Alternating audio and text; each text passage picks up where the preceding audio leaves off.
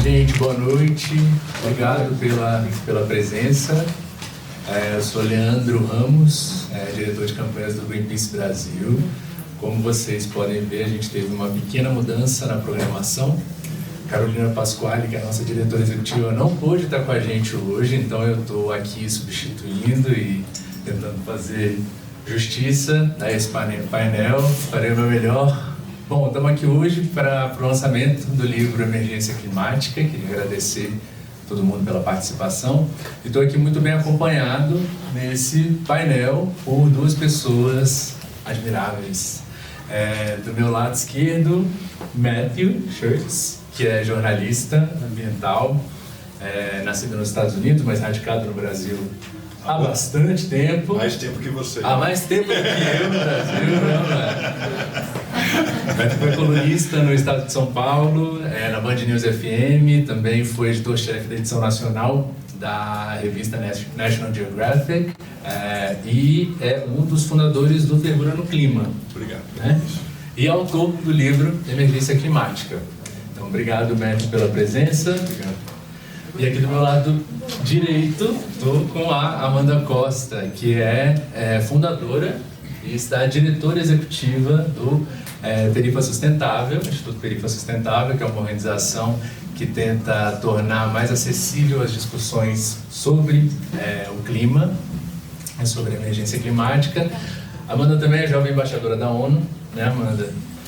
E ativista climática e, na minha humilde opinião, uma das vozes mais relevantes no jovem ativismo pelo clima no Brasil. Então, muito honrado de estar aqui acompanhado por vocês dois. Então, vamos lá. Queria começar bem do começo, na verdade. Queria começar do título do livro. Emergência Climática. Minha pergunta para você, Matthew, queria que você contasse um pouco do processo de criação e elaboração desse livro e por que dá para dizer que o que a gente está vivendo hoje é uma emergência. Ok. Muito obrigado. Queria agradecer muito o Greenpeace, que encomendou esse livro para mim e que participou de toda a feitura do livro ao longo de 2 anos. E participou ativamente e melhorou muito o livro. Junto também com os editores, alguns editores da Companhia das Letras, que também melhoraram sensivelmente o livro. Então foi uma obra meio coletiva. Assim, a ideia não foi minha, veio de Greenpeace e da Companhia das Letras, que publica com esse selo jovem e claro Enigma. E a ideia era contar, fazer uma história um pouco, uma introdução ao assunto. Então tem a ciência básica, o básico, mas é tentar fazer um livro que fosse acessível para jovens do colégio, para jovens da faculdade e para qualquer um que queira entender a história recente desse que é a maior questão de todos os tempos, de toda a humanidade. Nunca a gente enfrentou um desafio como esse em toda a nossa história. Então, mas eu fico mais, assim, eu não conto toda a nossa história, eu conto a história recente da questão climática, desde sua, mais ou menos, a descoberta de como a ciência descobriu que o mundo estava aquecendo, o que fizemos para tentar controlar isso e o que não fizemos, como isso, do ponto de vista do Brasil, como o Brasil se enquadra nessa história, o papel do país, que é muito grande e muito interessante. E levou 2 anos para fazer. E é isso, não sei se não quero falar demais. E aí, enfim, eu também tenho um site que eu quero que todo mundo entre e siga o meu site, que é um site junto com o Caco Galhardo, meus sócios Caco Galhardo e Alessandro Beguins, e chama Fervura no Clima.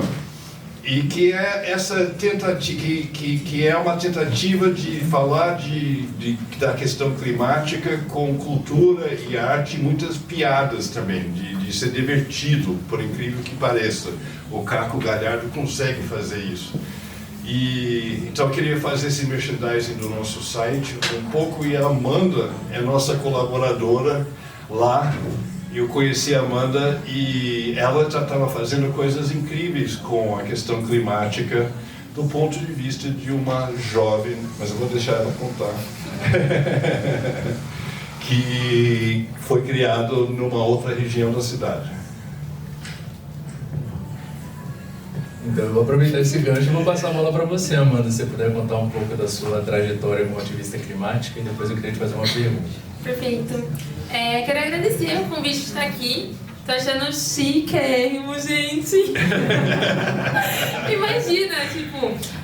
obrigada, mestre, de verdade, de receber esse convite para escrever a Orelha do Livro e conseguir transbordar parte do que eu estou vivendo enquanto ativista climática, enquanto mobilizadora de jovens. Inclusive, jovens chegaram aqui. Minhas amigas do Perifa Sustentável. Mas bom, quem sou eu e qual que é parte desse meu trampo? Meu nome é Amanda Costa, tenho 25 anos, sou ativista climática e isso guiou grande parte da minha trajetória. Hoje eu tenho a missão de mobilizar a juventude brasileira para que a gente possa criar uma nova agenda de desenvolvimento, trazendo sempre a perspectiva de raça e clima, entendendo que não dá mais para a gente falar de justiça ambiental sem falar de justiça racial, senão o debate fica branco, elitizado e não conecta com a base da nossa população. Hoje, grande parte da nossa população acha que crise climática é parada de gente good vibes, abraçadora de árvores, também, mas está afetando a quebrada. Eu sou da Brasilândia, que é uma das maiores periferias aqui de São Paulo, e a gente já está sentindo as consequências da crise climática. Quando a gente encontra um dado que 33 milhões de pessoas estão passando fome no Brasil, eu trago para vocês que os meus vizinhos estão fazendo sopa de ossos, sabe? Porque comer carne virou um privilégio. E aí, quando a gente conecta a questão da carne e entra naquele discurso, tipo, temos que parar de comer carne. Temos! Mas a gente precisa tomar muito cuidado com a nossa narrativa. E parte da minha missão, parte do que eu venho desenvolvendo, é trazer uma visão afrodiaspórica e decolonizada para esses temas. Para trazer essa galera para perto, ao invés de afastar. E aí, como que eu traduzo essa missão em prática? Hoje eu estou diretora executiva do Perifa Sustentável, que é essa organização que traz 3 pilares principais. Educomunicação, ações comunitárias e advocacy climático. Educomunicação. Como que a gente traduz esses temas? Como que a gente populariza o assunto climático? Ações comunitárias. Trazer para a base. Não dá mais para a gente não conectar com a galera da comunidade. Não dá mais para a gente ir para os eventos chiquérrimos da ONU e não voltar. Hoje eu estou jovem embaixadora da ONU, então sou responsável por representar a juventude brasileira nas conferências internacionais, em breve irei para o Egito, mas o principal é levar a voz do que a comunidade está sentindo, do que a comunidade está fazendo e voltar para a quebrada, voltar para a comunidade, pressionar os tomadores de decisão para que a gente desenvolva políticas públicas. Hoje, a Brasilândia, ela está entre os territórios que é mais subrepresentados dentro do nosso Congresso. Só que a gente tem um número muito grande, sabe? São quase 300 mil habitantes. Cadê a nossa voz? E como que a nossa voz se traduz dentro desse debate que está nos matando? Enfim, e último ponto, eu estou agora apresentadora de um programa de televisão que chama Tem Clima Pra Isso, onde eu entrevisto jovens pretos, indígenas, quilombolas, para que eles se coloquem nesse lugar, que é o lugar do microfone na mão. Por muito tempo, esse lugar nos foi negado. Quantas mulheres pretas apresentadoras de um programa de televisão vocês conhecem? Quantas mulheres pretas escritoras vocês conhecem?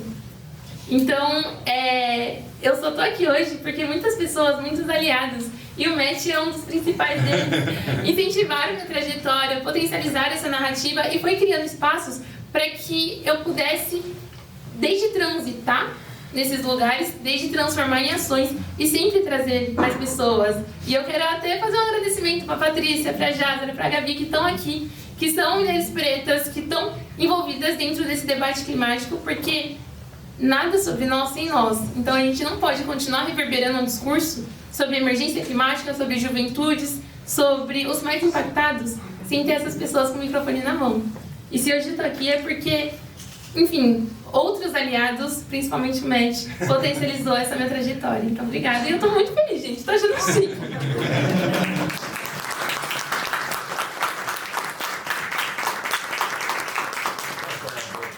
Deixa eu só responder um pouco para a Amanda, porque Vocês não conseguem imaginar como eu fico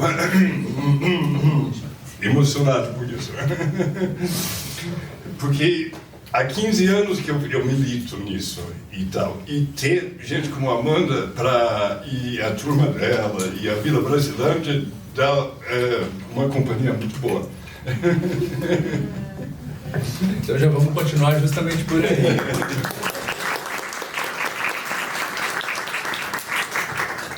Matthew, vou fazer uma pergunta para vocês dois ao mesmo tempo. Vou começar com o Matthew, mas depois queria ouvir da Amanda também. Matthew, você dedica um capítulo inteiro do livro para falar sobre o ativismo jovem, né? Você fala bastante da Greta Thunberg, mas eu acho que também tem outros nomes que valem a pena a gente citar, como Vanessa Nakate, de Uganda, e várias pessoas aqui no Brasil, né? A própria Amanda, que está aqui do meu lado, Marcelo Rocha, que é conselheiro do Greenpeace, né? A gente tem a Samela Seteriamoé, que também é um nome importante da gente lembrar. Queria perguntar para vocês dois, qual é o papel das juventudes, eu digo juventudes no plural de forma intencional, mas qual é o papel das juventudes na resposta à emergência climática? Olha, é muito importante e eu não sei direito. Eu sei um pouco a história disso, que eu tentei colocar no livro para tentar inspirar as pessoas. Mas esse livro é uma tentativa de trazer gente para essa questão. Quando eu comecei a escrever sobre isso, foi em 2004. Faz tempo já, né? Vai fazer quase 20 anos. Em 2004, essa era uma questão científica e técnica. Não era uma questão ainda política. A gente não tinha chegado muito bem. Claro, tinha ambientalistas, tinha tido Eco 92, tinha tido essas coisas, mas naquela altura a gente abordava essa questão, sobretudo através da ciência, que é super importante. Mas recentemente o tema mudou e ganhou vida graças à participação dos jovens, que abraçaram essa questão e disseram, jovens do mundo inteiro, de todos os lugares. Eu falo bastante da Greta porque eu vi a Greta chegar e tem um mundo antes e depois da Greta, para mim, entendeu? A Greta tem um dom, a Greta Thunberg tem um dom de comunicação e ela realmente teve um impacto gigantesco na discussão mundial da questão climática. E eu lembro até, eu não vou citar nomes, mas eu lembro até de alguns ambientalistas mais antigos, assim, um pouco me perguntando quem é essa garota e quem que ela acha que ela é de chegar desse jeito e tal. Bom, e ela trouxe toda a juventude, não trouxe só ela, não é uma obra só dela, mas a juventude estava muito ligado a isso.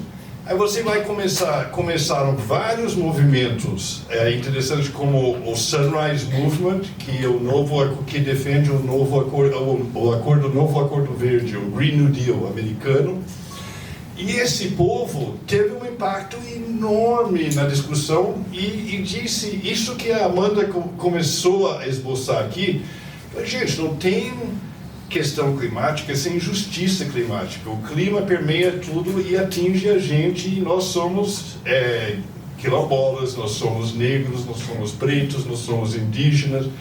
Então essa questão, é um pouco essa história que eu estou contando. Isso muda toda a discussão e torna a discussão relevante e bacana. E está muito legal, estou amando. Tenho 63 anos, quer dizer, e todos esses jovens estão impulsionando esse movimento, e é muito emocionante para mim mesmo ver isso acontecer. É isso. Vai lá, Amanda. Só pra gente sair todos do mesmo ponto de partida, levanta a mão se você conhece a Greta. Você já ouviu falar da Greta? Massa. Então todos concordam que a Greta, ela é uma ativista incrível, conseguiu mobilizar a juventude global para a luta climática. Mas a gente tem que entender de onde a Greta parte. Ela é uma jovem branca, do norte global, que teve apoio, que teve muitos representantes do governo, muitos representantes da política, dos empresários, potencializando a narrativa dela. Quantas jovens indígenas, quilombolas, periféricas a gente não tem na nossa nação? O Brasil é o quarto país que mais mata ambientalistas do mundo. Por que a gente sempre valoriza esse contexto externo, mas aqui na nossa nação, cadê as jovens indígenas que estão protagonizando essa história? Vocês já pararam para pensar criticamente sobre isso? Então é muito importante a gente entender qual que é o modelo que fundamenta para que a própria voz da Greta seja reverberada no mundo. Hoje a gente vive num sistema patriarcal, capitalista de supremacia branca, onde a voz que chega, que ecoa, é a voz do branco. Entender isso é a base para que a gente consiga promover mudanças. E uma das coisas que eu admiro muito na trajetória da Greta é que ela sempre passa o microfone. Eu tenho algumas amigas que participaram da COP, que são bem próximas dela, do movimento Cestas pelo Clima, e uma das coisas que a Greta sempre faz é dar o microfone para que outras pessoas falem. Principalmente pessoas indígenas, pessoas pretas, pessoas do sul global. E aí quando você me pergunta qual que é a importância do engajamento jovem, o que a gente está fazendo aqui, por que a gente está falando sobre mudanças climáticas? A gente está lutando pelo nosso direito de viver, pelo nosso presente e pelo nosso futuro. Muitos amigos não querem mais ter filhos. Amigos da minha idade falam, eu não vou ter filho. Mas não porque, eu não quero matriarcar. Porque tem medo. Porque não sabe se vai ter um planeta para que essa criança cresça com vida, com abundância, com alegria, com felicidade. Estão roubando o nosso direito de viver. Isso não é uma coisa do futuro, isso é uma coisa do presente. A crise climática já está impactando a nossa realidade. Quando eu olho para os meus pares, quando eu olho para a galera da Brasilândia, as enchentes não é algo que vai acontecer no futuro, já é a nossa realidade. A fome, a insegurança alimentar já é a nossa realidade. A dificuldade de fazer várias paradas, como se locomover, transporte, já é a nossa realidade. Uma das coisas que falam bastante dentro do debate climático é a gente tem que potencializar a locomoção ativa, andar a pé, andar de transporte público. Na quebrada, o sonho de um moleque preferia ter uma moto. Porque ele vive a vida inteira andando de transporte público, amassado, porque ele vive a vida inteira andando de bicicleta e o sonho dele é ter uma moto ou um Celtinha. E aí a gente precisa fazer esse debate de raça, de classe, de gênero, pra gente ter uma posição que seja inclusiva, que a gente não afaste, porque se a gente não fizer esse ponto de partida, a gente vai ter um debate climático apenas com pessoas brancas, privilegiadas, que têm acesso, e uma galera periférica que sofre as consequências da crise climática, não se vendo parte.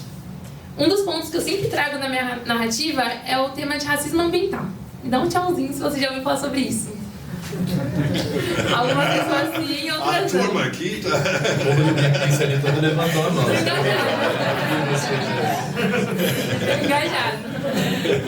O tema racismo ambiental, ele foi criado em 1981, um cara chamado Dr. Benjamin Franklin Chaves Jr. Naquele contexto, ele estava investigando como lixos tóxicos estavam sendo destinados para comunidades do subúrbio dos Estados Unidos, comunidades pretas. E aí ele começou a estudar na academia e fazer uma movimentação social para protestar contra isso. Hoje, quando a gente enxerga o termo, a gente percebe que transbordou. Que hoje a gente consegue olhar para o racismo ambiental fazendo um recorte climático. Que recorte é esse? A gente precisa analisar a história. A gente precisa colocar colonização, neocolonização na mesa. Entender de que ponto a gente parte. Entender que muitas vezes a galera que está morando ao redor do rio, que sofre com as enchentes, que é uma das principais consequências do debate climático, não está lá por escolha. É uma questão de sobrevivência. E aí, respondendo essa pergunta, qual que é a importância da juventude se engajar no debate climático? Sobrevivência. A gente está lutando pela nossa vida, pelo nosso direito, pelo bem viver.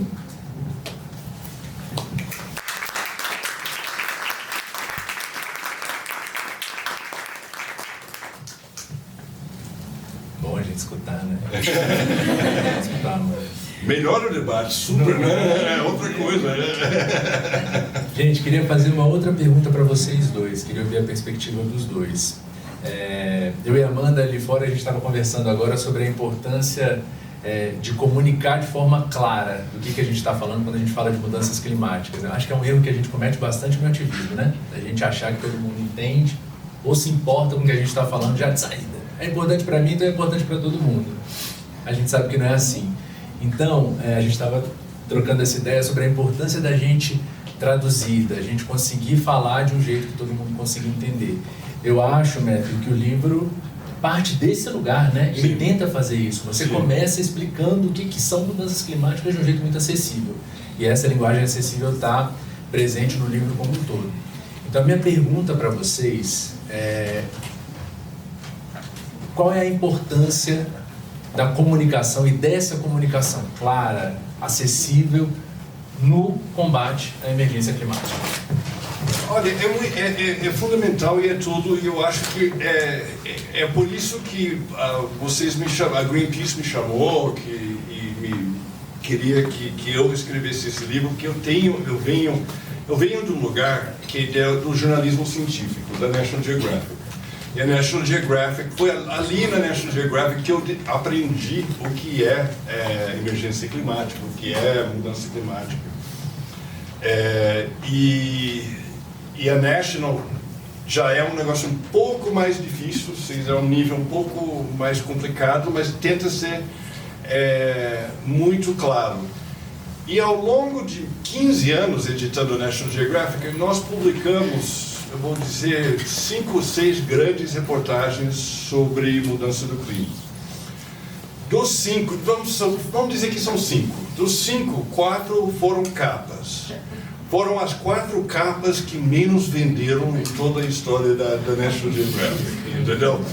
Toda vez que eu botava a crise climática na capa, as vendas lá embaixo, entendeu? E eu convencido que é a maior questão da história da humanidade e o que a gente deveria... Então eu comecei a tentar escrever de um jeito mais acessível. Eu chamei o Caco Galhardo, que está aqui, e o Alessandro Meiguins, nós fizemos um gibi chamado Heróis do Clima, que foi uma tentativa em 2014, né, Caco? É isso? 2014, da gente fazer uma linguagem acessível. É essa a nossa luta para trazer todo mundo. Hoje, a população, a Amanda já nos alcançou, e está falando claro sobre isso. Mas assim, quando eu dou aulas sobre mudanças climáticas, eu dou muita palestra, muitos colégios, muitas faculdades me chamam para falar disso, eu começo assim, eu nem falo mais, eu não falo mais, eu falo, façam suas perguntas. Porque o clima é tudo, a gente pode falar de solo, a gente pode falar de agricultura, a gente pode falar da Brasilândia, a gente pode falar de enchente, a gente pode falar da história da ciência, a gente pode falar das sacanagens, das imensas sacanagens das empresas de petróleo. A gente pode falar de desinformação, de fake news. A questão climática é um dos grandes casos de fake news da história. Enfim, tem tanto assunto para falar, é tão gigante que as pessoas acabam... Eu começo a dar aula e as pessoas ficam entediadas. Então eu chego e falo... O que vocês querem saber? Pode perguntar, qualquer coisa, porque eu já li tanto sobre isso que eu me sinto confiante. Nem tudo eu sei, claro, óbvio. Mas, enfim, a questão é tentar encontrar as pessoas onde as pessoas estão. E é isso que a gente tentou fazer com esse livro. Mas, basicamente, a mensagem é: parem de queimar coisas.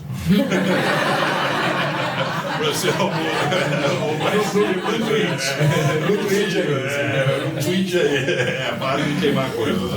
Obrigado, né? Eu acho que o Matt resumiu bastante. Muitas vezes a gente complica coisas que são simples, né? E quando a gente olha para o que está acontecendo no nosso país, quando a gente olha os temas que estão sendo colocados na mesa, a gente tem muitas vezes um afastamento da população. Num contexto de crise, de desmonte de políticas públicas, de polarização política, a galera está cansada.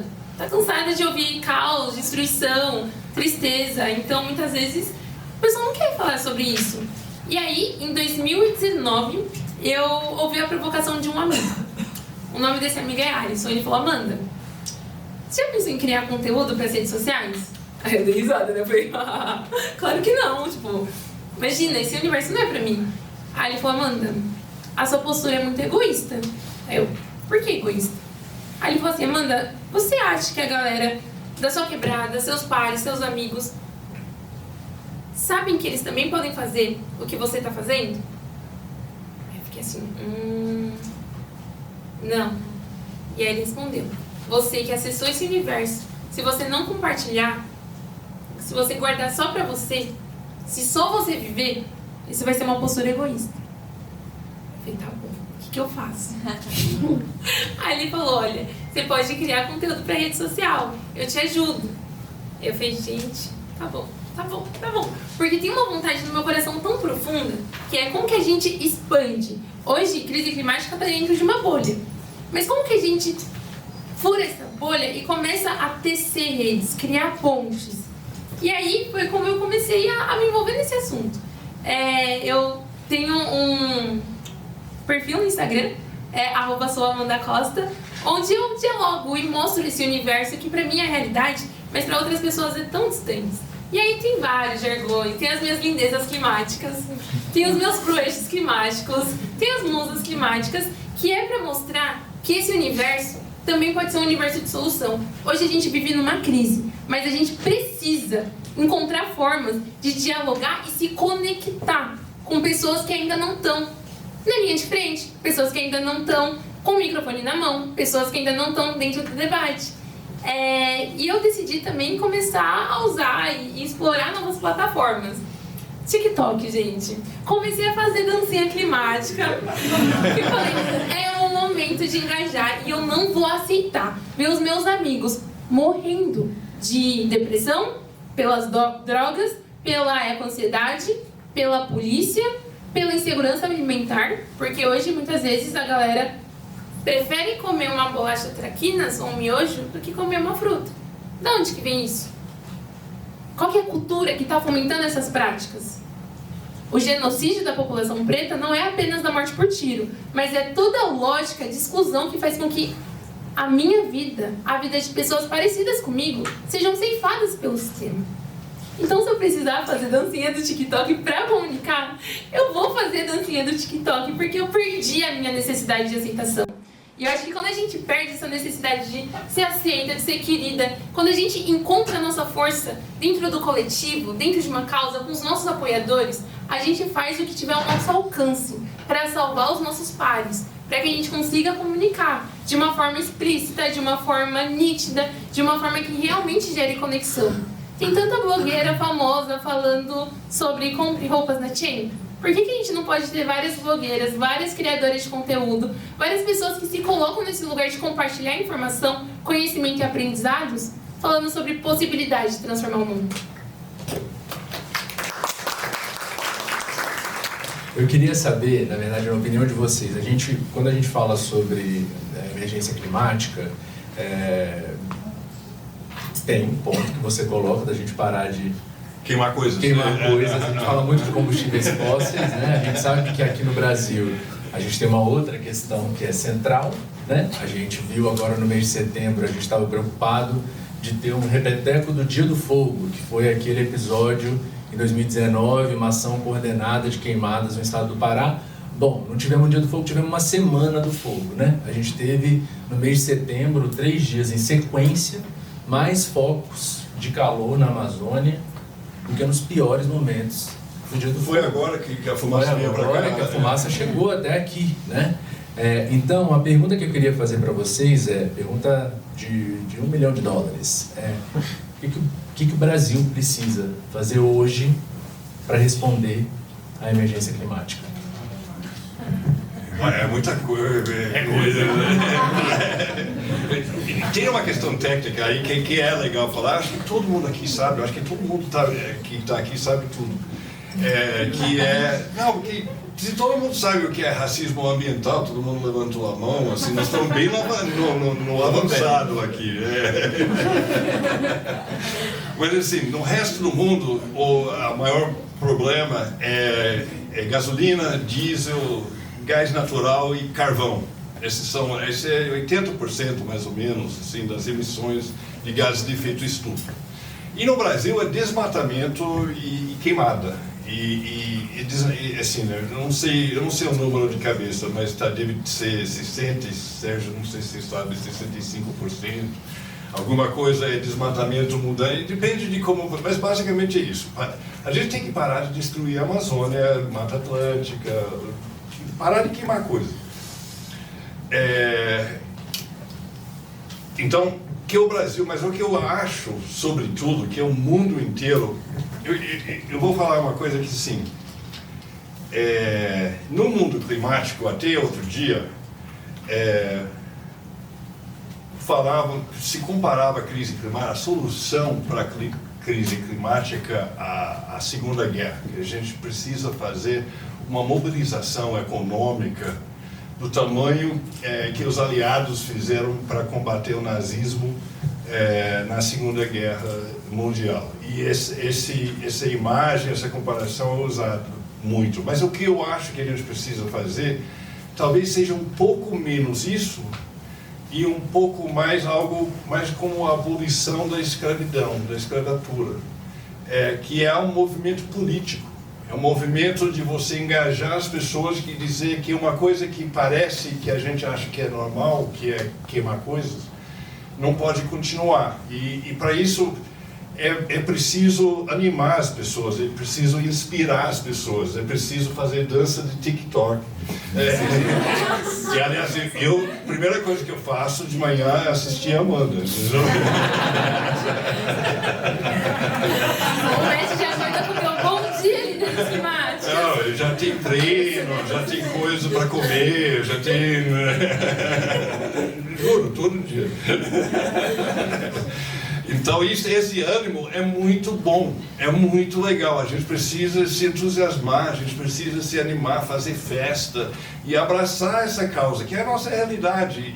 Então, eu acho que é uma questão, sobretudo, espiritual e de animação. E o Brasil é muito bom nisso. E o Brasil tem tudo. O Brasil é o país que mais facilmente poderia chegar a emissões zero. Eu aprendi isso essa semana, então vou ficar repetindo. Uma das grandes economias, o Tasso Azevedo falou isso numa reunião do Senado. É o país, e faz sentido, é só parar de queimar, de desmatar. E o que nós precisamos, sobretudo, eu acho que é ânimo, entusiasmo e vontade de viver e de abraçar essa causa que é a maior causa da história. Obrigado, mestre. Amanda, antes de eu passar para você, para responder essa mesma pergunta, o que a gente tem que fazer, eu queria pedir licença para jogar um termo técnico, alguns.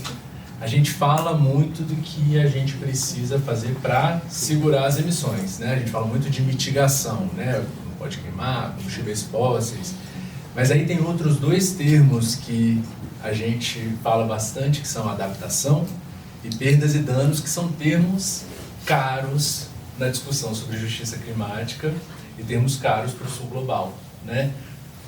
Queria te ouvir um pouquinho sobre esses aspectos da resposta à emergência climática também.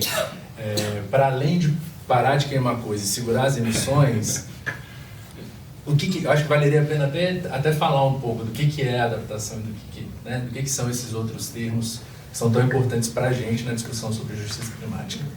Falando sobre essas políticas de adaptação, mitigação, perdas e danos, são temas discutidos dentro do ambiente da UNFCCC, que é a Convenção Quadro das Nações Unidas para as Mudanças Climáticas, para o combate de mudanças climáticas. E quando a gente pensa nisso, a gente está pensando em setores da sociedade. Inclusive, hoje eu escrevi um texto que fala exatamente sobre perdas e danos. Quando a gente olha para o cenário global, a gente entende que, primeiro, a crise climática já está impactando todo mundo. Mas tem um grupo específico que sofre os piores impactos. Quando a gente pensa nesse quesito de perdas e danos, a galera mais vulnerabilizada, e isso num contexto global, já está sofrendo esses impactos. 2017 foi minha primeira COP, minha primeira conferência da ONU, e eu decidi mergulhar de cabeça dentro do ativismo climático, porque eu escutei uma história. Eu estava na sua posição, estava entrevistando o pessoal da delegação das Ilhas Fiji. Em 2017 foi a COP23, foi a COP das Ilhas Fiji junto com a Alemanha, junto com o Bonn. E aí a gente tava perguntando, e tava um clima super gostoso, super leve, todo mundo dando risada. E aí um amigo meu fez uma pergunta pro líder, falou assim, vocês estão falando bastante sobre esses termos técnicos, como tá as negociações, mas conta uma experiência individual que vocês passaram com a crise climática. Como que a crise climática tá impactando o seu território? E aí o tema mudou, assim, tipo, a energia do ambiente mudou. Todo mundo ficou meio cabisbaixo, assim, meio triste, desconfortável.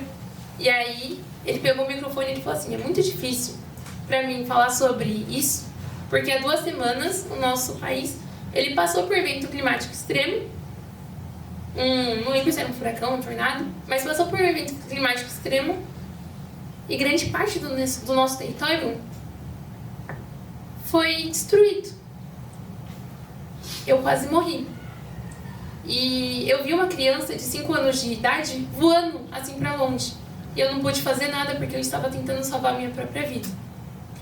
Pior de tudo foi depois, quando tudo passou, o pai estava desesperado. E ele gritava, você viu meu filho? Você viu meu filho? Você viu meu filho? E ele olhou nos meus olhos e ele perguntou, você viu meu filho? Eu falei, não vi. Mas eu menti. Porque eu não tive coragem de falar que eu vi o filho dele e não salvei. Porque eu estava tentando salvar a minha própria vida. E o pior de tudo é chegar aqui na conferência, achar que os países ricos vão nos escutar. Mas não. Eles só estão interessados em aprofundar os seus lucros, fomentar os seus interesses e não estão nem aí que a nossa população está morrendo. Nossa, gente, depois dessa conversa eu fiquei tipo... O que eu faço? Me ajuda. O que tá dentro do meu alcance para que isso não aconteça? Porque naquele momento, em 2017, foi a galera das Ilhas Fiji. Mas a gente tem dados que revelam que o Rio de Janeiro e Recife podem desaparecer por conta da elevação dos níveis do oceano. Daqui a pouco vai ser a galera da Brasilândia. Porque já está acontecendo em Petrópolis, já está acontecendo no sul da Bahia. Já está acontecendo. E aí, foi quando eu mergulhei no debate climático, comecei a me articular com grupos, fiquei muito próxima da galera do Engajamundo, onde eu conheci o João maravilhoso, que está aqui também. E pensar em políticas de adaptação, mitigação, perdas e danos, é a gente entender primeiro como a crise climática está impactando o nosso território e como que a gente cria planos de contingência para que, um exemplo, o que aconteceu em Petrópolis. Hoje, a minha diretora de comunicação do Perifacentável chama Naira Zarco. Ela me procurou, porque ela é uma sobrevivente climática, ela é uma refugiada climática. E ela ficou muito revoltada, porque ela não teve apoio de empresas, ela não teve apoio do governo, e ela viu os vizinhos morrendo. E ela me falou, Amanda, se os nossos bancos lá nos ônibus fossem que nem nos aviões que boiam, a galera não tinha morrido. Os 273 mortos seria um número muito menor. Então, pensar em políticas de adaptação é a gente entender um cenário que já está acontecendo. Como que a gente olha para esse cenário e pensa em formas de salvar vidas? Pensar em políticas de mitigação é a gente diminuir os impactos dessa crise climática. Pensar em perdas e danos é a gente pensar que foi acordado lá no Acordo de Paris 100 bilhões de dólares anuais para os países mais vulnerabilizados, para os países emergentes, para os países em desenvolvimento. Cadê essa grana? Por que esse dinheiro não está chegando? Última pergunta para encerrar. Queria saber de vocês quais são as expectativas para a COP desse ano. Acho que todo mundo sabe que a COP, né, é a Conferência das Nações Unidas sobre Mudanças Climáticas. Esse ano a gente tem uma COP africana. A COP acontece no Egito, né, num dos continentes onde é maior esse abismo entre as contribuições daquele continente para as emissões, né, e o impacto das mudanças climáticas. Então, existe um abismo entre esses dois pontos. Queria ouvir de vocês quais são as expectativas para a COP27, que acontece em novembro agora em Egito. Posso começar? Por favor. Porque aí eu deixo com a Amanda, que eu acho que ela vai ter muito mais... Eu acho que... Eu não pensei muito nisso ainda. Eu não costumo esperar muito de COP de clima, porque já estamos... Exato. Eu comecei em Copenhague, que é assim, no primeiro COP que eu acompanhei, em 2009, talvez, algo assim. Mas eu acho que a gente deveria lutar por esses 100 bilhões de dólares. Esse seria um ótimo ponto de partida, que é um dinheiro que o primeiro mundo, assim, para usar termos antigos da minha época, assim, que o primeiro mundo prometeu para o terceiro mundo anualmente como reparações climáticas, porque quem causa, sobretudo, a mudança do clima são as economias avançadas. O maior emissor histórico são os Estados Unidos, o maior emissor atual é a China. A Europa também tem, historicamente, um acúmulo muito grande de emissões.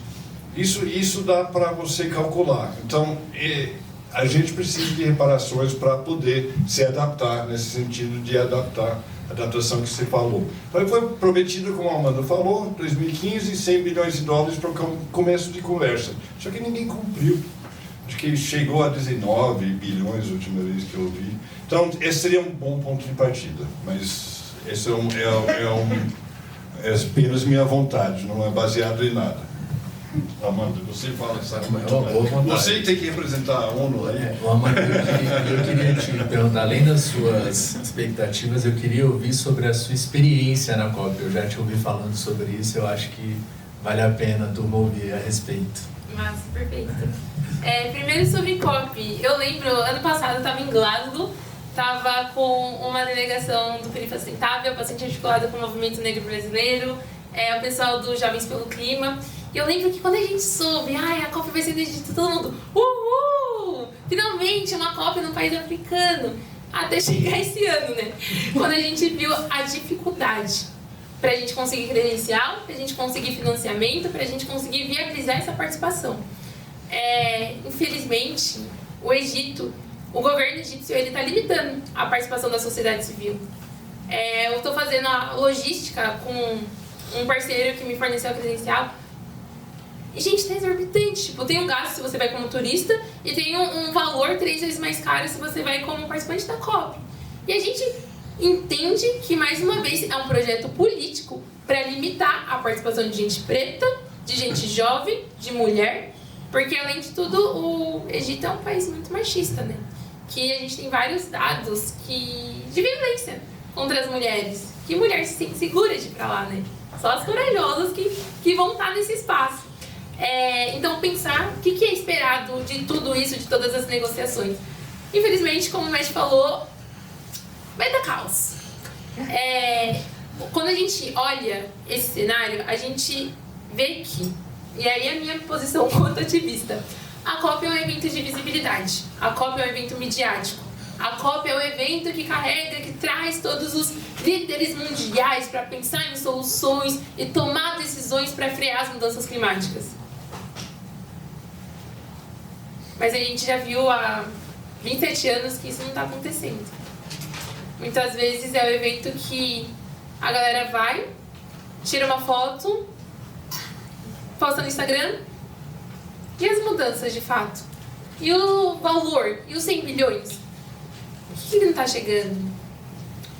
O que eu espero dessa COP? E apesar de todas as dificuldades, apesar dos apesares, a gente sabe que é possível, nesses espaços, ter algumas relações que a gente não teria aqui no Brasil. Literalmente, na COP a gente tropeça no diplomata, a gente tropeça no empresário, a gente tropeça em figuras de autoridade que aqui na nossa nação não trocam ideia com a gente. Ou quando participam de um evento, vem com um monte de segurança, sai logo que termina, mas na COP é um outro sentimento, é uma outra interação, uma outra lógica.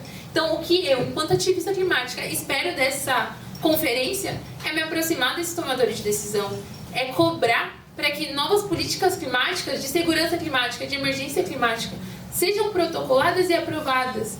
É colocar o movimento negro brasileiro, que demorou 26 anos para participar de uma COP. Ano passado, em Glasgow, foi a primeira vez que a gente foi de forma organizada. E quando a gente olha para as comunidades quilombolas, a gente vê um cuidado com a terra. Por que esse assunto não era incluído dentro dos espaços burocráticos e formais pra gente? Porque na prática, no lugar empírico, a gente já está fazendo. A gente já está articulado, a gente já está transformando em realidade.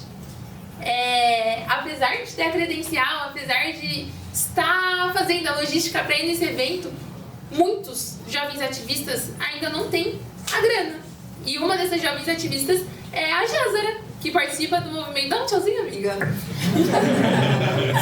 A Jazara, ela participa do Jovens pelo Clima aqui em São Paulo, está articulada com o Fridays for Future, e infelizmente a gente vê a dificuldade que é colocar gente preta, gente jovem nesses espaços. Porque até quando a gente consegue uma credencial, como que a gente consegue um financiamento? Gente, vai ser num resort a COP. Eu nunca fui num resort no meu país, vou num resort no Egito, gente.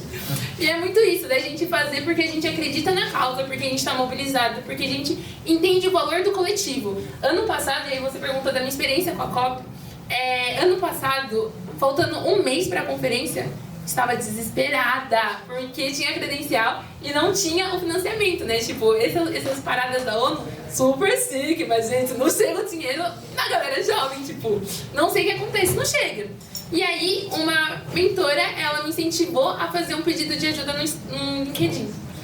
E aí eu resisti, mas resolvi fazer. Eu recebi tanto apoio, que eu me senti mal. E aí eu fui conversar com ela, eu falei, Eginalda, da onde que vem esse sentimento? Eu deveria estar pulando de alegria, por que eu tô me sentindo mal? E ela trouxe, Amanda, você é uma jovem mulher preta. Você não está acostumada a receber. Você está acostumada a trabalhar muito e ser pouco reconhecida por isso. Mas altere a lógica da sua cabeça. Ao invés de se questionar, será que eu consigo? Será que eu sou capaz? Se pergunta, o que eu posso fazer com o lugar de visibilidade e influência que eu tenho hoje? Será que não é o momento de apoiar outras jovens mulheres pretas que ainda não têm essa visibilidade? Eu falei, é isso! E aí, no final, eu consegui, com apoio, com recurso, num coletivo, apoiar a minha participação e de mais 3 jovens mulheres negras. Vitória Pinheiro, que é uma mulher trans, afro-indígena da periferia de Manaus. Ellen Munielli, que é do Rio Grande do Norte, atua no movimento de lutas por bairros, vilas e favelas. A Marraia Sampaio, que é aqui de São Paulo, e eu, 4 jovens mulheres pretas, ocupando espaços internacionais, dialogando com o Fórum Econômico Mundial, trazendo uma visão afrodiaspórica e decolonizada sobre crise climática, e voltando aqui para nossa nação e desenvolvendo projetos. Assim que a gente voltou, a gente protocolou um projeto de lei de emergência climática, junto com a vereadora Brisa, lá de Natal. A gente está transformando em prática o que a gente colheu lá do internacional e trazendo para o nosso território, entendendo que ações como essas podem salvar vidas, podem fazer com que a gente pare de morrer. Eu participei de 3 COPs, COP23 em Bonn, COP24 em Katowice, na Polônia, e COP26 em Glasgow, ano passado. E agora, COP27, também com a Jazara, pela fé, porque o financiamento ainda não chegou, mas a gente acredita que quando a gente faz algo movido por um propósito verdadeiro, por uma causa, por uma vontade de atuar no coletivo, chega, dá certo. E dá certo de uma forma tão abundante que não é apenas pra gente, é para que a gente traga outras parecidas conosco, parecidas como nós, para esse espaço, para esses ambientes, e assim a gente gere essa transformação social, econômica e ambiental. Entendendo que vozes como a nossa, minha e da Jazara, fomos invisibilizadas e silenciadas por muito tempo. Mas a partir do momento que a gente pega o microfone na mão, é só mais um passo para que a gente também acesse os recursos. Obrigada. Eu vou encerrar essa nossa conversa agradecendo mais uma vez, parabenizando e agradecendo o Matthew pelo livro e pela parceria.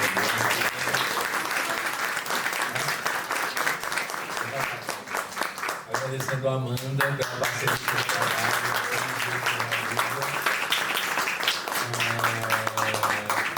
Vou passar para uma fala final, para a gente poder encerrar. Queria lembrar a todo mundo que vai ter autógrafo lá fora do Matthew agora, para quem tiver com o livro aí. O livro está lá no caixa, né? Então, passou lá e o Matthew assina. Agradecer mais uma vez em nome do Greenpeace pela presença de todo mundo essa noite. E, bom, passo a palavra para os nossos convidados para eles fecharem. Gente, eu quero agradecer principalmente pro Matt, que me convidou para escrever a Orelha Acima. Eu fiquei muito, muito, muito feliz. E Matt, saiba que você colocou uma sementinha em mim. Eu já falei pra galera que logo no futuro eu quero escrever um livro, porque é muito legal quando a gente recebe esse apoio e quando a gente se vê nesse lugar. Então, em breve teremos um livro sobre mudanças climáticas para Amanda Costa.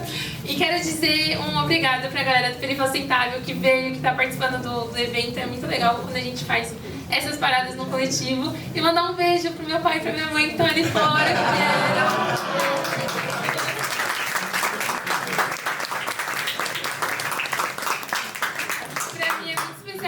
Principalmente com a presença deles, porque eu não estaria aqui se eu não tivesse um apoio familiar, eu não estaria aqui se eu tivesse uma base, eu não estaria aqui se eu não tivesse pessoas que acreditassem em mim.